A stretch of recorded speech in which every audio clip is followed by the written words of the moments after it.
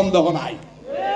আমরা কিন্তু অনেকে জান্নাত বিক্রি করিয়া বলে ভোট চাই না, জান্নাত বিক্রি করি না, আজ জাহান্নাম বিক্রি করলাম। কথা কি বুঝতে পেরেছেন?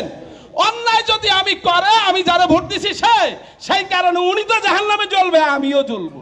কথা কি বুঝতে পেরেছেন? এই জাহান্নামে আপনারা যাইতে চান? যদি যাইতে না চান তাহলে ঐক্যবদ্ধ হতে হবে। সর্বশেষ কথা হচ্ছে, আজান হয়ে যাবে, চাকরি দেয়া। আজকের শিক্ষা ব্যবস্থার কারণে চাকরি হয় না, ওই কোঠার কারণে চাকরি হয় না।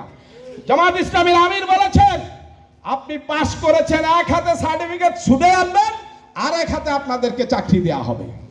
যাকে চাকরি দেওয়া হবে না, পৃথিবীর উন্নত কান্ট্রিগুলিতে তার ভরণ পোষণের জন্য সরকার বৃত্তি চালু করেছে। জামাত ইসলামী ইতিমধ্যে ঘোষণা করেছেন, ও যুবকরা, তোমাদেরকে বেকার থাকতে হবে না, রাস্তায় এই ক্লাবে ওই ক্লাবে ঘুরতে হবে না, যার যেই যোগ্যতা আছে তাকে সেই যোগ্যতার চাকরি দেওয়া হবে ইনশাআল্লাহ। জামাত ইসলামী চাকরি দেবে, এবং জামাত ইসলামী চাকরি যতদিন পর্যন্ত দিতে পারবে না ততদিন রাষ্ট্রীয়ভাবে তাদেরকে ভাতা দেওয়া হবে। যেই ভাতা দিয়ে সে চলতে পারে তার বাবা মাকে নিয়ে। কথা কি বুঝতে পেরেছেন? সম্মানিত ভাইরা আমার, সেই একটি সুন্দর সোনালী সমাজ প্রতিষ্ঠার জন্য আপনাদেরকে এই কয়জনে ভোট দিলে হবে? ঘরের বউ, ঘরের স্ত্রী, ঘরের পুত্রের বউ, নিজের মেয়ে ছেলে, এদেরকে এখন থেকে তৈরি করতে হবে। সীসা ঢালা প্রাচীরের মতো মজবুত হতে হবে।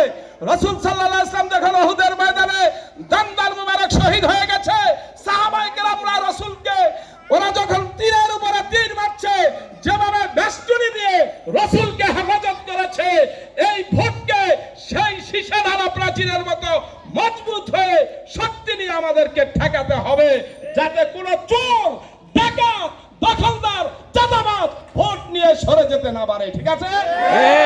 পাহারা দিতে হবে, ভোট কেন্দ্র থেকে আসবেন না, ভোট দিয়া রাত্রে ভোট গণনার পরে রেজাল্ট নিয়ে বাড়ি ফিরবেন। ঠিক আছে? আর ঘরে ঘরে যাবেন, আপনি আপনার এলাকার 25 জনকে টার্গেট দিবেন, টার্গেট দিয়ে তাদের পিছনে এখন থেকে কাজ করবেন। আমার লাইনের লাল বালাগ। আসসালামু আলাইকুম।